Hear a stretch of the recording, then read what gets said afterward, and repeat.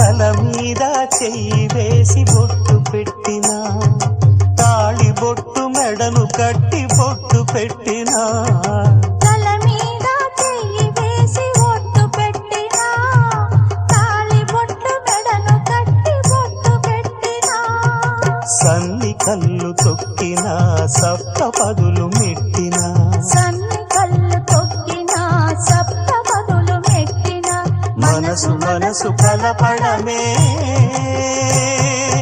మంత్రం పరమార్థం.